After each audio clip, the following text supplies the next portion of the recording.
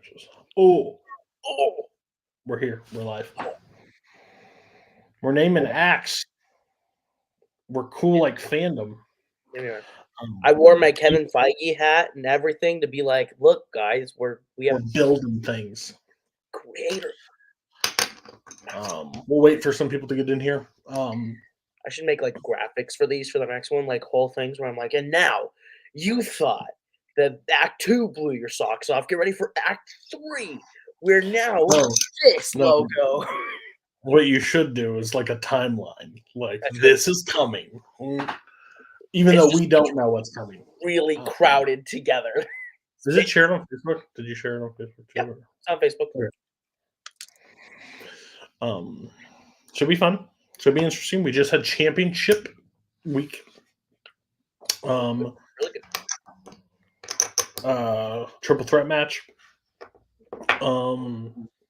Kumite comes back. Challenge for the belt. Interesting. We'll go through all that. Yeah. I think it was a great weekend. But if you haven't seen those matches, I'd leave for the first bit because we are going to spoil them. Oh, yeah. And this is just for the replay. This is just in case we don't get a lot of live. I know a few people in the community currently doing other things right now, playing other matches. So is what it is. But we'll jumpstart with the singles title. Triple threat.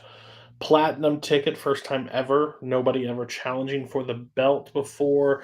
Squared off and through 5 rounds. Triple threat. Again, I don't think we explained it very well in the match overall, but again, always in triple threats or multi-tier matches, there's a person that doesn't get a loss, and there's a person that gets a loss, person gets the title.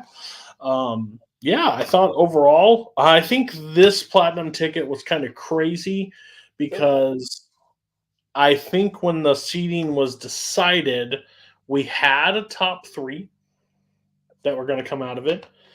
And basically, 2 people played spoiler down the line.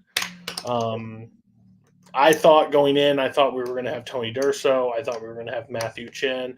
And I thought Will was a real contender for it, especially he was higher seeded up there. So, but for Tim to play how he played, Jacoby to play how he played, defeating 2 big people, Tim, those 2 matches played absolutely lights out. Like, knocked out Nick Carly. Matthew probably played the worst game of his career in that match, if we're being real. But also, like, Tim didn't miss. So it was helpful there. But then we got into the triple threat. And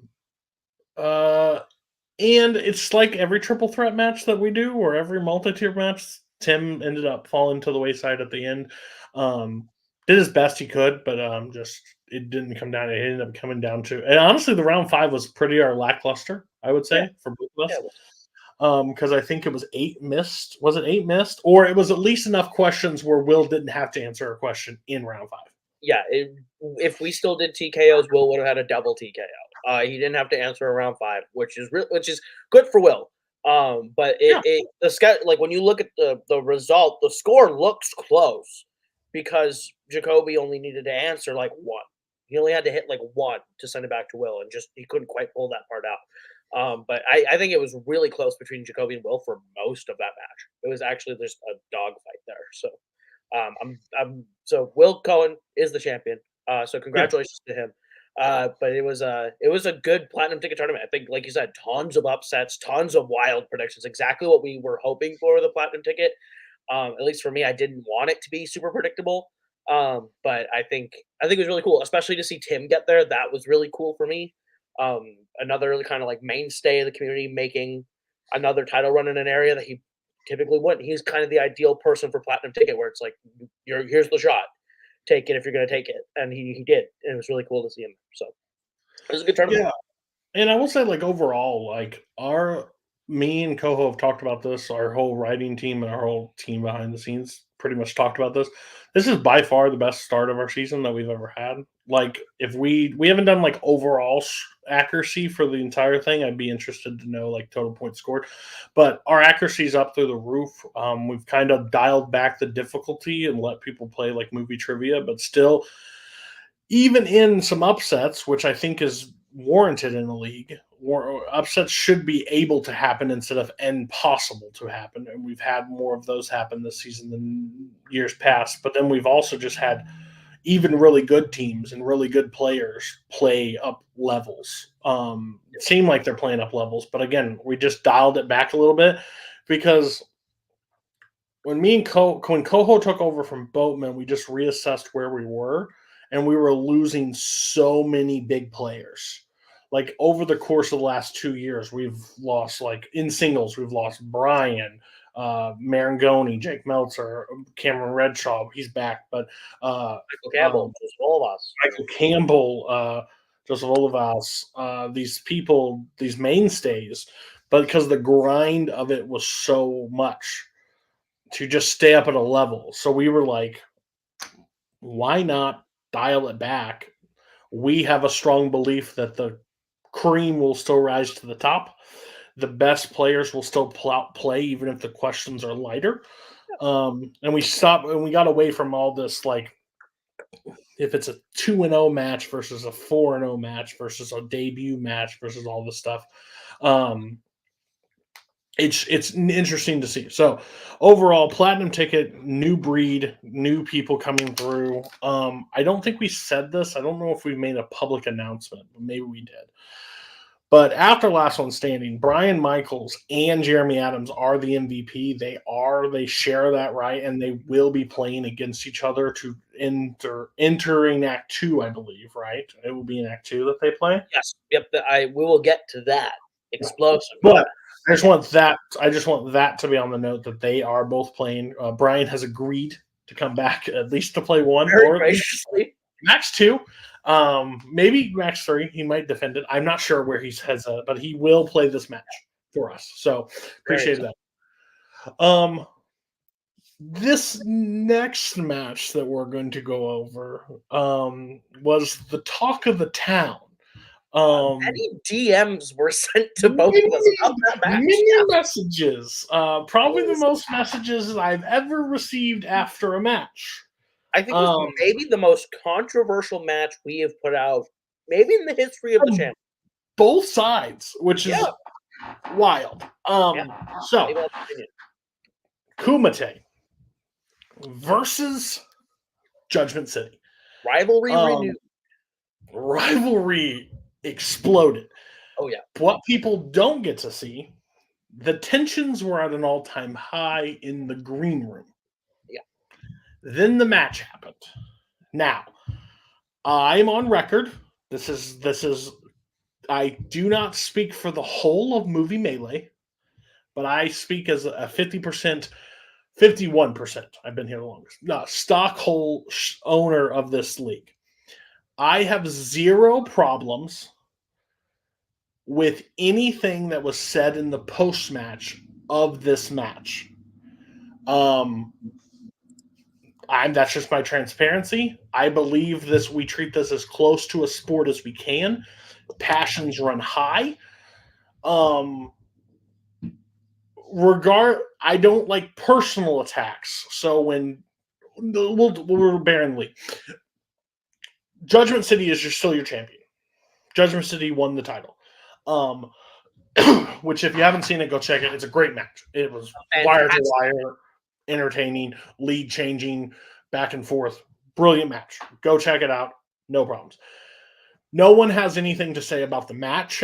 Everybody has everything to say post-match. So, with that being said, Jake Meltzer talked about Jeremy Adams and Brian and Boatman in a way of competitive style. Not personal, competitive. We looked at the tape. We talked about it. I told Jake that, hey, you're going to have to live with what was said. The passion's there. As somebody that edited it out and never will hear the end of it, so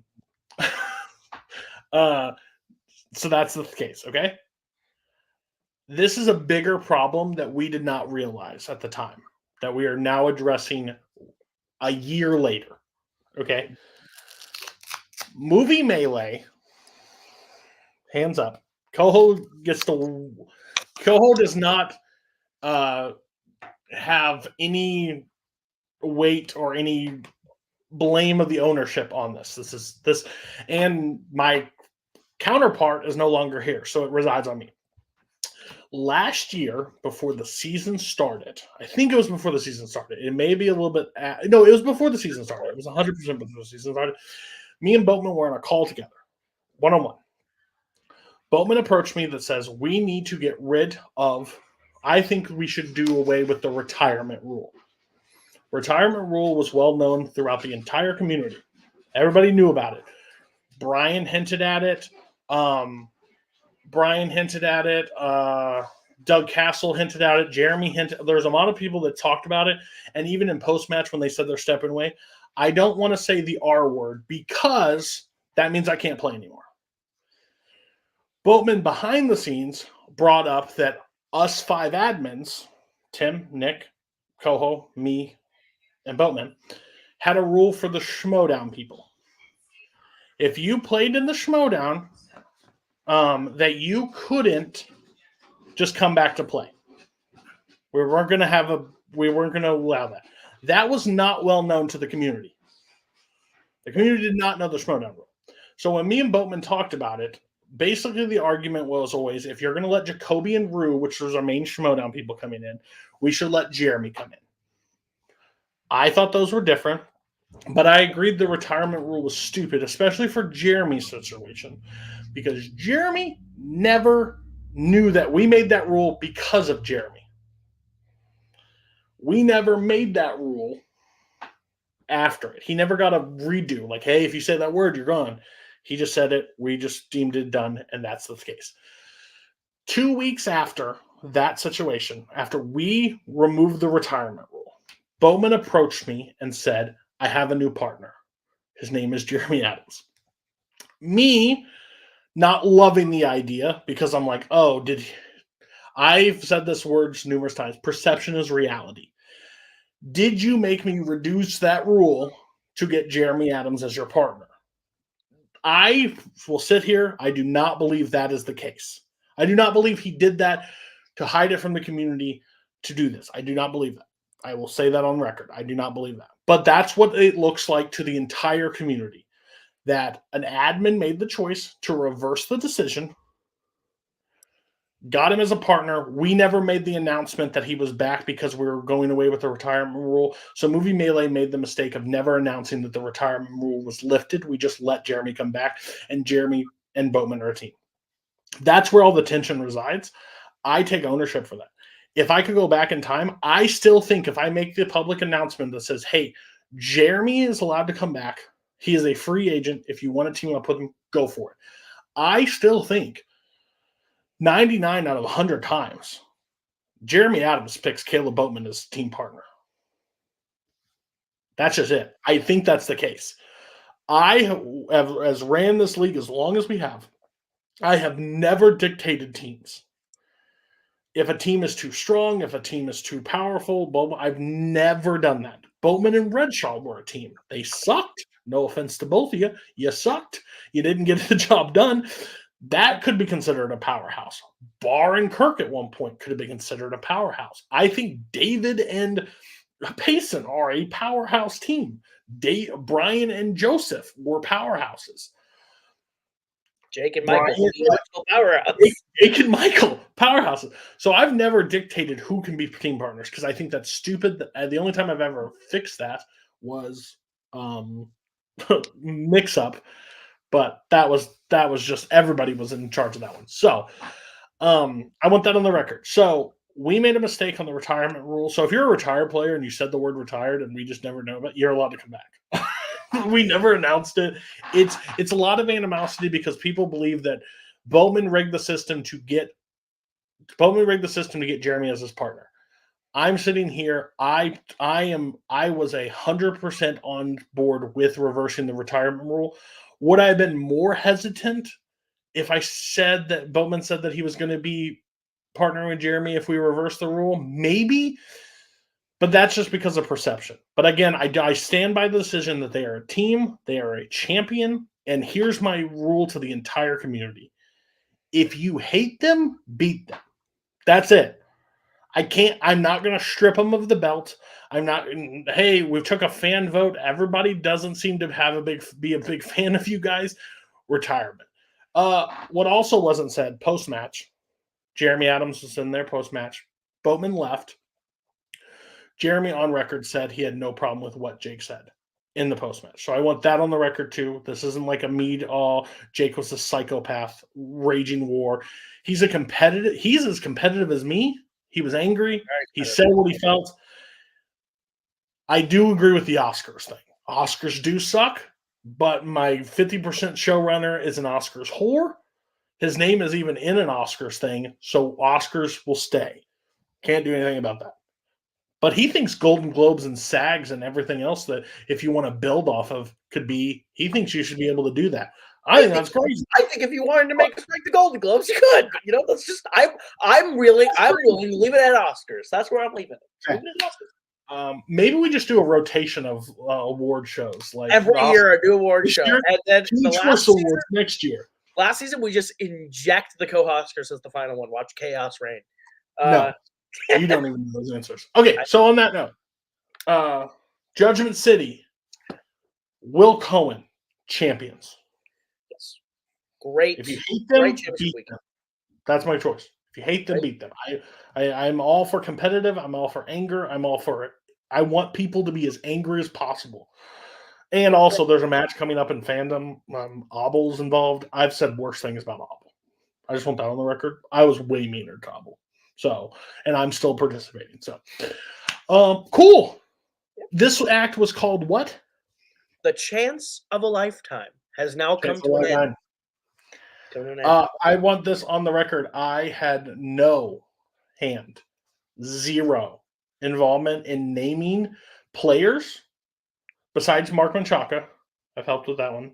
Nickname wise or acts. I don't do any of those. That's not my job. This is psychopath. So if you don't have a nickname and you get a nickname, it's because I was bored and gave you one. Anyway. Did you oh, sorry. Which one? Sorry.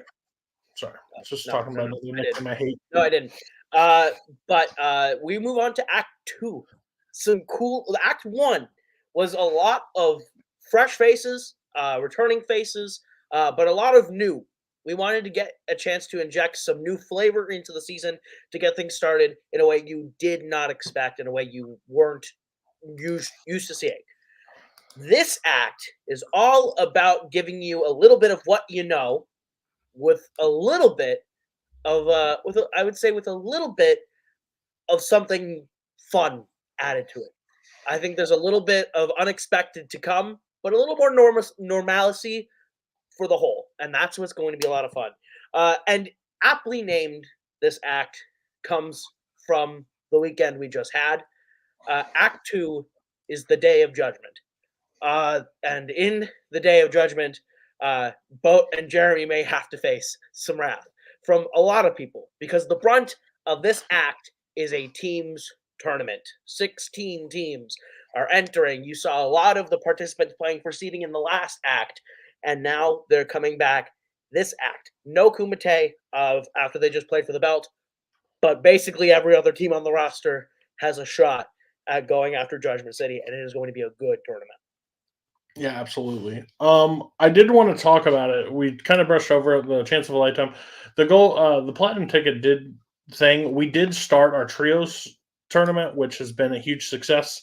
Everybody, I think, has loved playing trios. I see as much as I've edited and played and watched, there was I think arguably the biggest upset ever is the 16 seed of the trios tournament upsetting the 1 seed.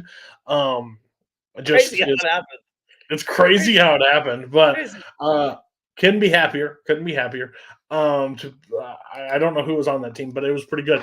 But we had those. But I want to also go, if you haven't seen some of these matches, we've had some match of the year matches in this first act.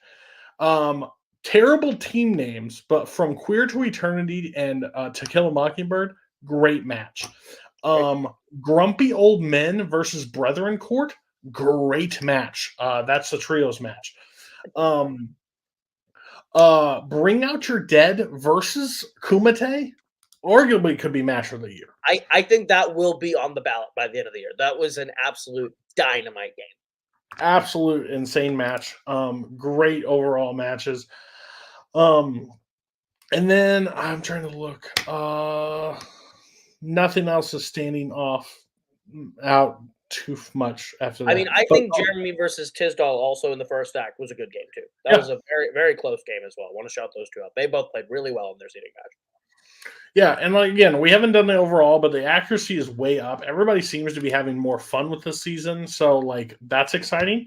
So I'm glad. And if you have any opinions on stuff, we revamped our round 3 this year with the drafting of the categories. I think people are liking that a lot. I think the introduction of fandom is making it more friendly for fandom players to hop across and play. So cool. But we do have team matches. The teams tournament is exciting. We will go through the seeding of that. Absolutely.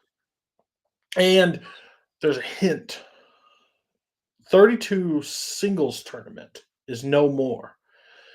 But the 16 seed singles tournament will be you're creeping me out with that face. Please don't do that anymore. The mustache doesn't help. The 16 seed tournament how it will happen has never been done in this in Multiplex. It's the first time it will ever be done. And hopefully, if it goes well, it will be a mainstay. So I'm really excited for it. I loved it so much I pitched it and then forgot about it and told Koho, how's this happening? And he had to re-explain my idea to me. So that's cool. But we won't tease that, but there will be more news on that shortly, but not tonight. But it will be something we'll talk about it later. Think about it. The summer is going to be hot, guys. It's going to be steaming. It's going to be fun. This tournament, 16 teams coming into it. The number 1 seed, probably an expected face, is Ginyu Force. David and Payson are back at the 1 seed. The former 2-time teams champions are in this tournament, looking to become the first ever 3-time teams champions if they can run it. First time they've been in a tournament in a while. And Payson and David, first time they're going to be playing a 3-round match in almost a year.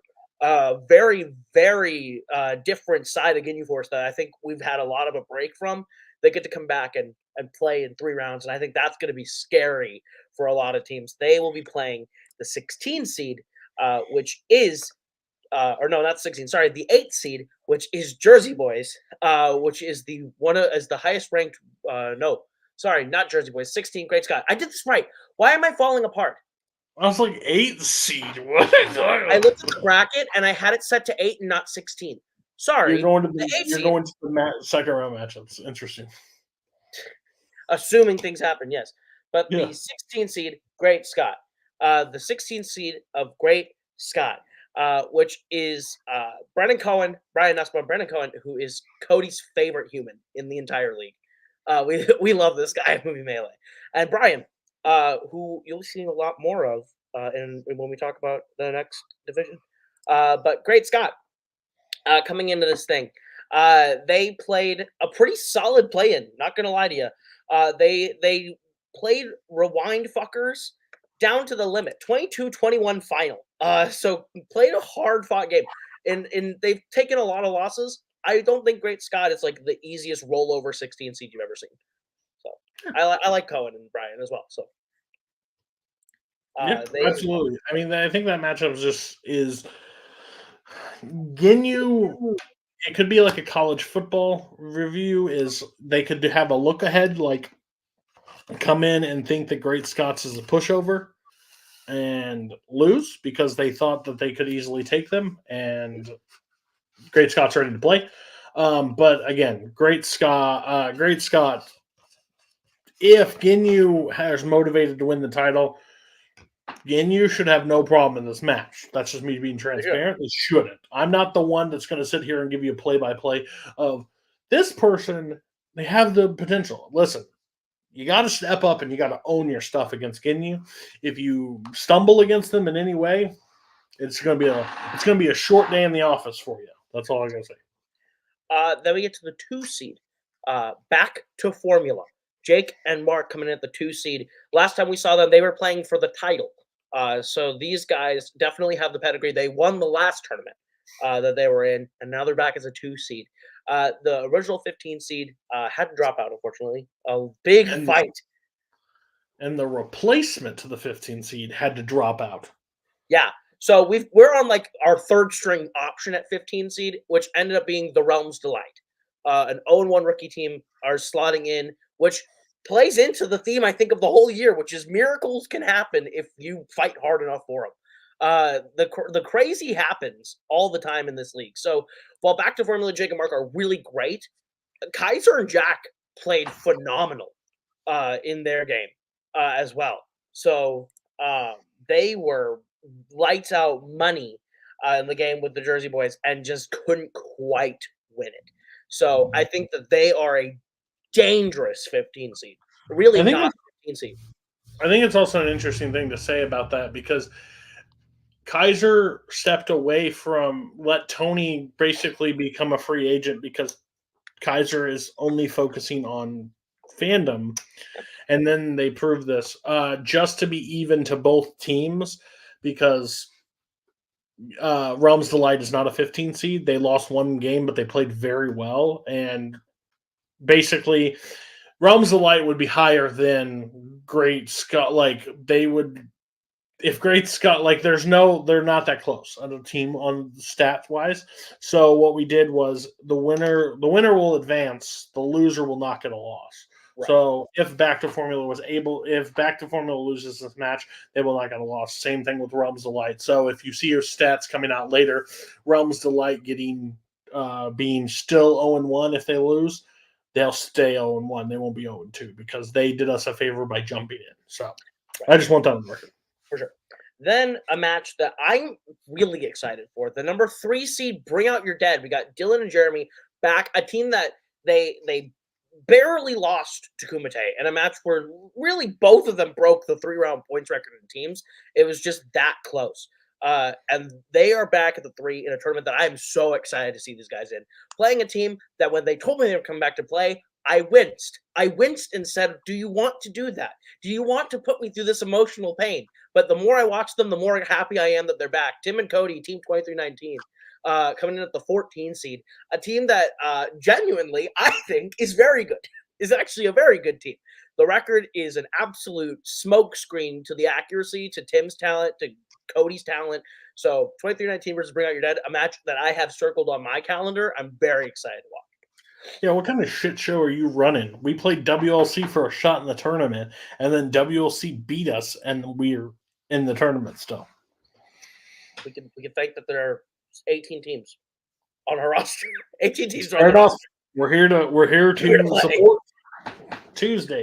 We're here to play. So yeah, we'll play. Absolutely. The number 4 seed, Bullets Over Broadway. One of the most long-standing teams we have left. An absolute dynamite team with Bar and Kirk both on the team coming back. Bar, I think this is like his first real tournament setting in a after a good break in his retirement. To have him back, I know he played in last year's tournament, but I think this is the first real competitive section he's had with him and Kirk after the break. Had a long break, so having Bar back in that is going to be really interesting. Having Kirk back is going to be really fun. And they are coming back after the Inglorious Blasters loss. They are facing, well, I guess they were in the middle picture, but still. The losses they've taken put them in an interesting position where they are now playing the 13 seed Rewind Fuckers with Matt and Nazario, a team that has played for a title on a shot that Matt and Nazario had, but nonetheless are a team that I think are really undervalued based on their record. Their record is a lot lower than you'd think with these two. What these two guys can do, they're very talented trivia players. So I'm excited to see Rewind Fuckers play Bullets Over Broadway, who are two guys that I respect a whole hell of a lot in this game as legends of it, and having them play. It's gonna be four fossils in a match, and we'll see who wins, I guess, really, when you look at the people who have been around. 4 fossils of the game playing. Check your DMs after this. Kirk will not like that statement for himself. But I will say, you're not wrong. You're not wrong. Here's the difference. Barr is probably the greatest singles player that we've ever had on our roster. They've never been able to get the big one. They have never been able to take down the team's title, him and Kirk. I think they have all the talent to do so. The difference is they are playing the carefree, basically go with the flow, full of knowledge, but won't study rewind fuckers. And they can upset anybody on any given day. Matt is still one of the best players to play in this league. A former team champion, Matt Cuellar is. Yeah, if you think like, sure, he won't study, but now that we've dropped it down to one strength, they're actually more advanced, and he's the best round 3 player that we have on the roster. On a statistical accuracy basis, he's the best round 3 player. And now you let him draft. True. If you think about this, he used to just pick and choose and do what we gave him, and now he can draft what he wants. And your opponent, even if you think he's got weaknesses, he knows a lot. So Matt versus Nazario, do not, if they can get past bullets, they could be sitting at the end. Like, absolutely. Yeah, so be careful. And also on that calendar, if Bullets were the one to make it to the end, I think a lot of people would be very excited at the prospect of getting Barr and Boatman again in a team setting for the 5 rounds. I think that would be an interesting matchup for a lot of people too. Bullets versus Judgment City. Then Boatman versus Barr in a title match. That's it. Sounds like anxiety inducing for everyone involved. Everyone involved. Yes. The number 5 seed. They kept telling me to name the Epic Beer Run. I said no. The 5 seed, your Milwaukee Beers, coming into this thing. They just lost the number 1 contenders match to Kumite. Close game.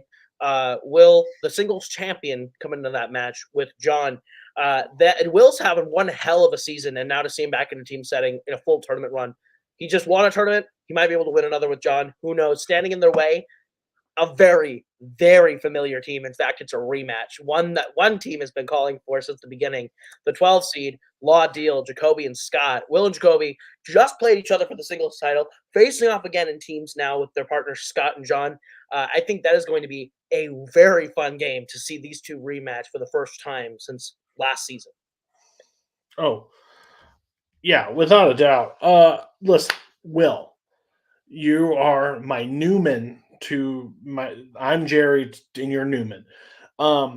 Epic Beer Run, let's go. If you sounded like, yeah, you don't sound like a guy that I want to run and go get my beer.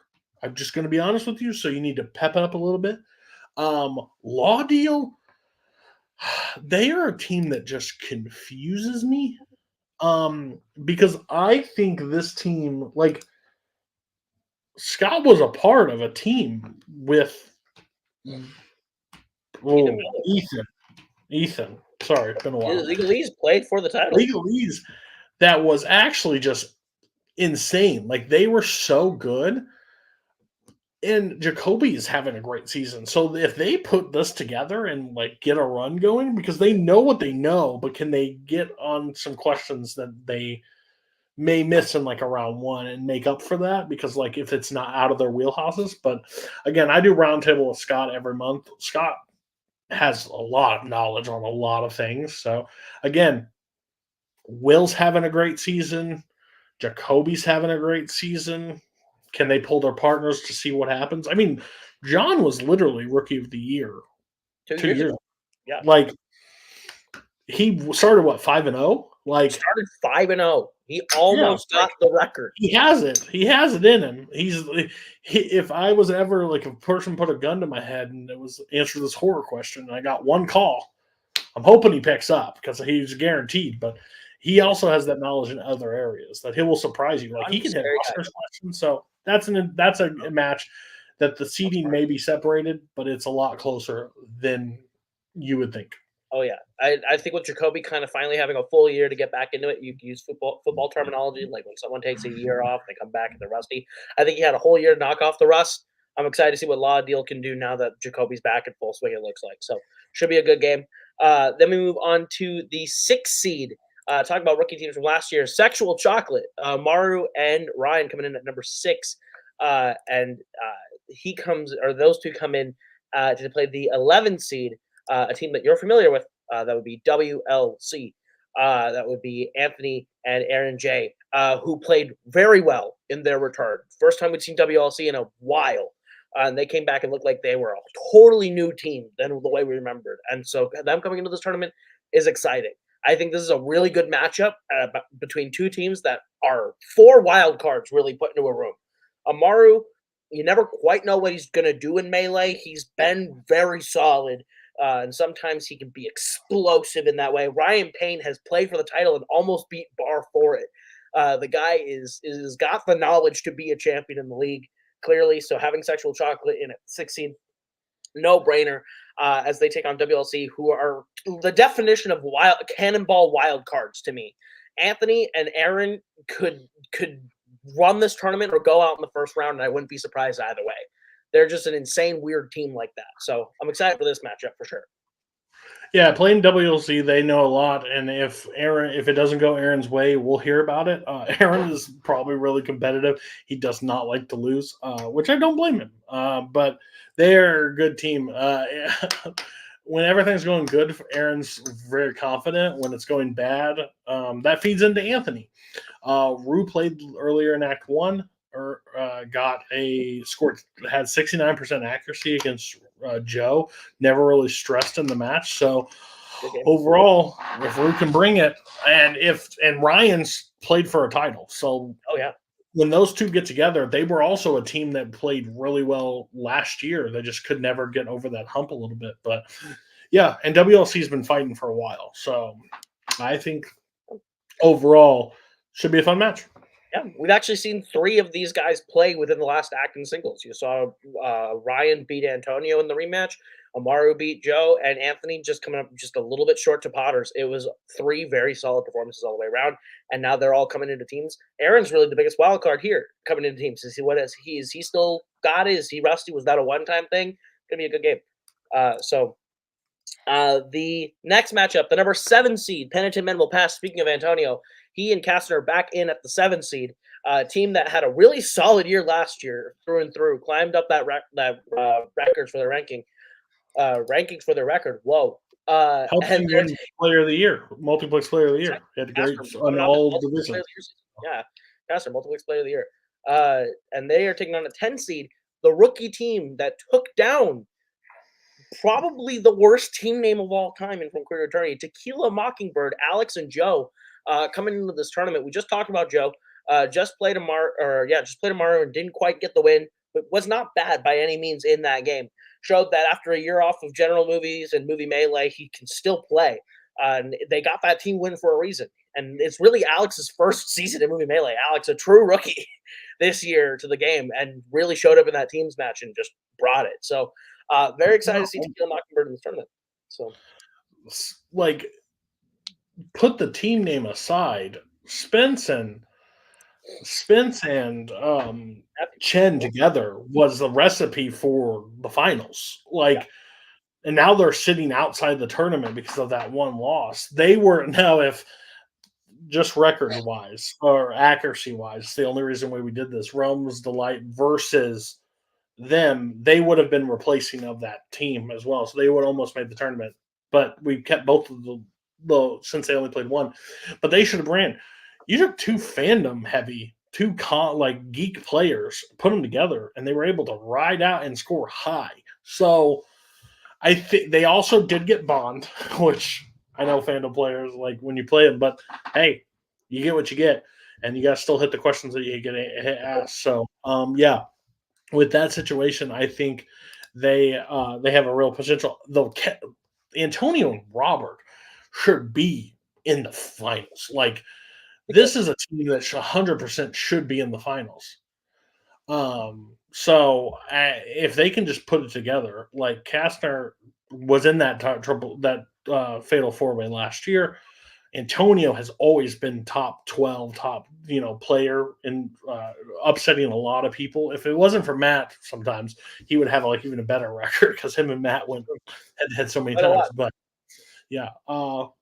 And what's great is the big strength of both teams is fandom. This is probably the most evenly matched in terms of what they can come into a game and present. it's not necessarily a strength that goes in just your favor. The other team is also good at a lot of the same things. So we could be seeing a fandom match played in movie melee, or we could see four fandom players really stretching out what do they know about the whole spectrum of film. And I think it's gonna be a really good game. Which then brings us to the final matchup in round number 1, which I said earlier, the 8th seed Jersey Boys, the highest ranked rookie team at 1-0. They are taking on last year's 1-0 Cinderella superstars in Jim, Mike, Hanley, Jim Green, everyone's favorite team. And this is going to be a fun one.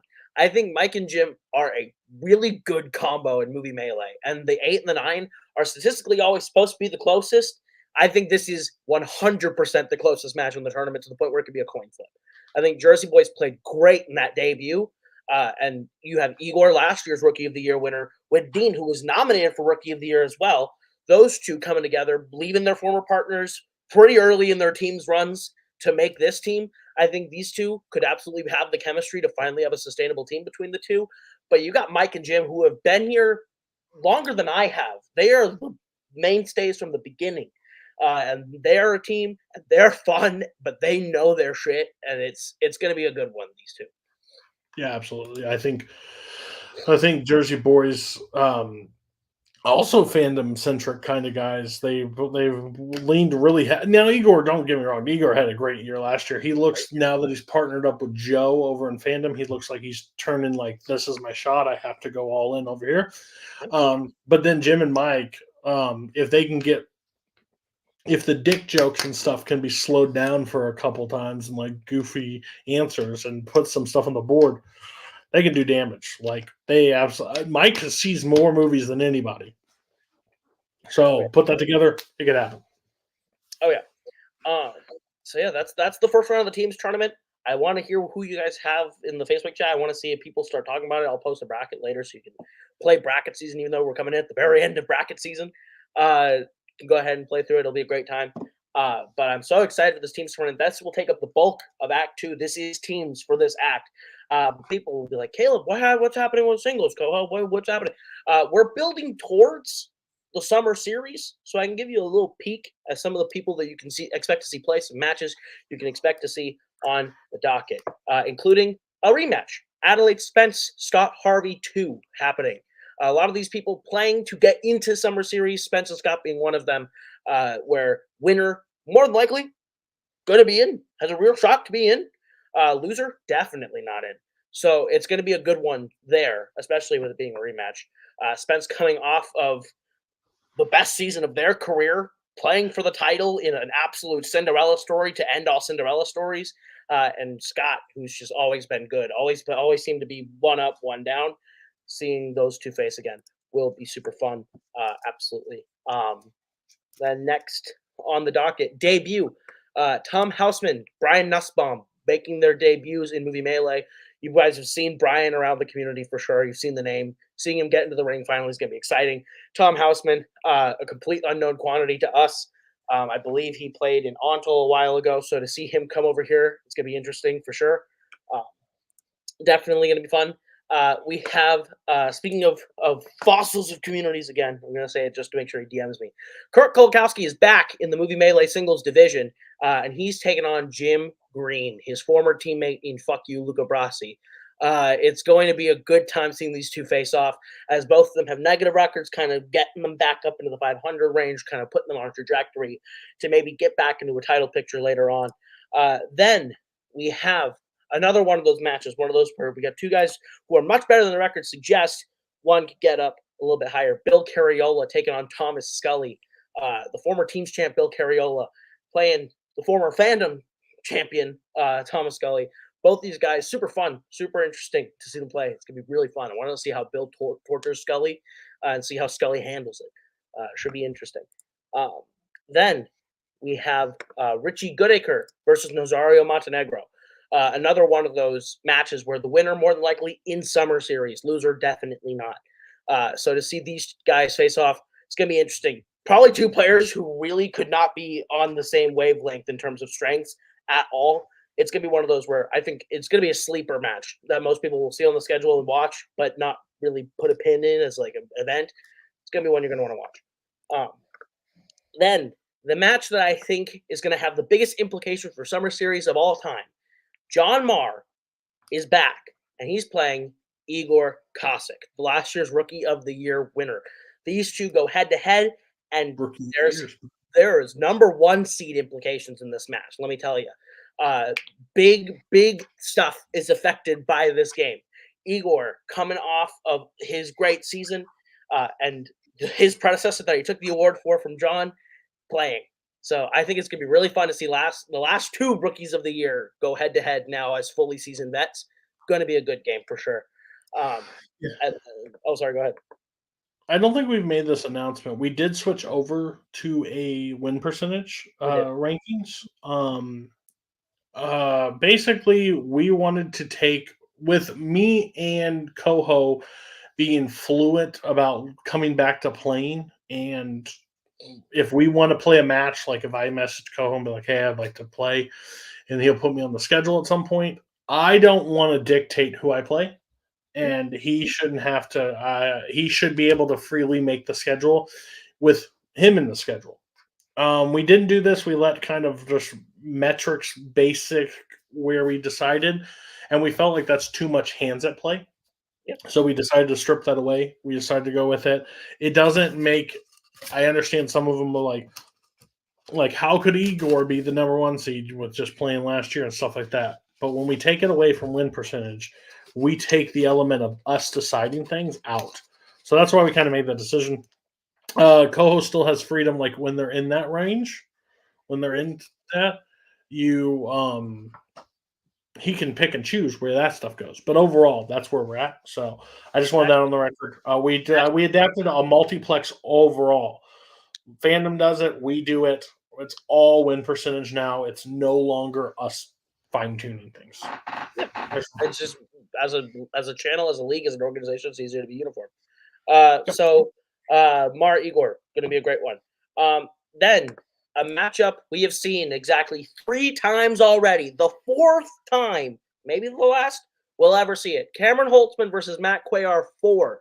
These guys are going to face off, and it's going to adjust the tournament greatly based on their seedings and who's in and what their positioning is in the tournament. It's going to matter, trust me. So Matt and Cam playing again. I think every time they play, it's a great match. So it's very fun to see these guys come back and play and see exactly, like, how many times do you have to play someone to really know them inside and out? These guys should really understand each other's games very well, and to see them play a 4th time should probably be the best version of it.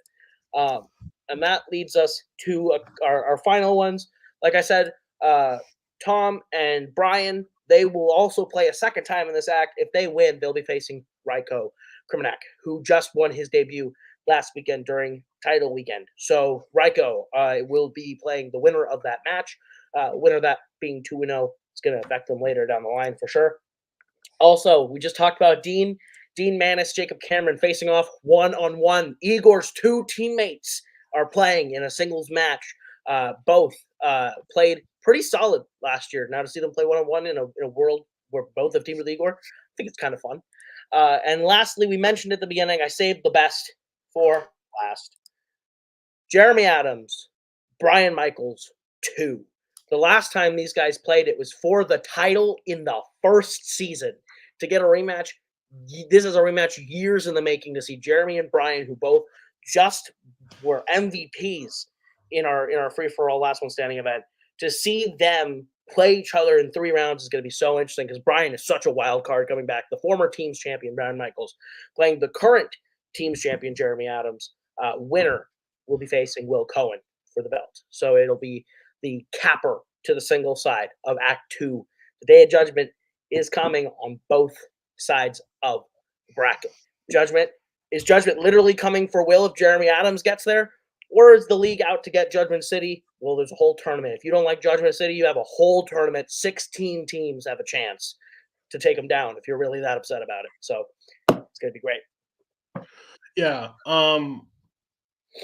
What else was I going to say? Me and Koho kind of made this decision. We didn't really talk to anybody else about it yet, but we're going to bring back the end of the season tag team turmoil. I know everybody's looking for like a frenzy or something like that. We're gonna do turmoil. Turmoil just works better for us. Everybody gets to play. We already have some leftover questions from last one standing. We can just roll that out and get it done. So yeah, I'm excited for that. I think the season is off to a great start. We had some fun stuff. I'm really excited for the singles tournament. I think the singles tournament will literally change how our tournaments will kind of go. Like I It might think change trivia. I'm not, and that's not an understatement. It could change trivia. I think there like I don't think it's most of the stuff we do is gimmicky at times. I think this could easily be the way we see tournaments going forward. I think it's honestly like tournaments I think could be seeded this way. And makes it more personal. So I'm really excited for it. I can't wait for it to be revealed, and then we'll see how it goes, how people feel, and then we'll make a decision on that. But yeah, overall, great first act. Next act, or did you already name what's the next act called? What's this? Oh, we got a name, but we can't talk about it without Oh, revealing what's happening. So we're gonna keep that hush hush. Act sorry, three's name. I So thought we I talked can about it. confirm Act 3 is not called Epic Beer Run Let's Go. That is not the name of Act 3. So don't worry. But Act 3, it's named. It's in the can. It's ready to go. But it's gonna be a great act. I think this is going to be a lot of fun for everyone. So I don't know if anyone has questions. You can always do that. But chuck them at us if you have them. The Toronto Blue Jays just got no hit on the 5th game of baseball by the Houston Astros. That's hilarious. And that team just lost 4 straight to the Yankees. Baseball's back. We're beating a bunch of band of misfits in Oakland right now, 3-0. It's great times. Interesting. LSU got bounced. Iowa won. Bounced. Caitlin Clark about to buy an Indiana Fever hoodie. I'm ready to go. Get all aboard. They're not that far from me. I may just start. I might get season tickets next year. Caitlin Clark is the craziest. Like she's Steph Curry for women's basketball. Oh, yeah. The shots she was making today were just stupid. She had From the logo. Like, what are we doing? Like, she's 6 foot and just launching. Oh man, Caitlin Clark, like she could play NBA. She could literally play with the men and beat people. I think she could. You think she couldn't beat like Russell Westbrook in a game of one-on-one? They wouldn't let her off the line. You don't understand. Like they would not let. Like I love that narrative. They would not let her off the line. Maybe, but it would be rough. Oh dear. Oh, it's chaos. Oh, they're throwing the ball around. Yeah, let's go Red Sox. Okay. Yeah, but I don't know. Maybe she if she shoots from the logo, sure. But stand on the 3-point line, she'd have a hand in her face, and it'd be rough. But hey, the big three, Ice Cube's basketball league offered her $5 million to come play in that. She's only more than the WNBA's offering. She's only going to make like $76,000 in her first year. It's kind of crazy. Like the highest paid person in the WNBA makes like $200,000, which is that's not even league minimum for the NFL. Biggest contract was 4 years, $900,000. Oh, well, sorry. Whoa. So, but I'm saying 10 years, $3 million. And then Dave Portnoy of Barstool Sports said she'd give her $10 million just to play on the Barstool gym league. It's $10 million just to come play. So you might want to. I don't know, but Indiana Fever got the number 1 pick. They don't pick her; they're an idiot. So I think that's it for us tonight. We will see you in Act 2. We're already starting to film stuff. It's a great time. We're having fun. So Day of Judgment's coming. Look out, Jeremy and Boat. It's happening. Bye. I guess we got to end it.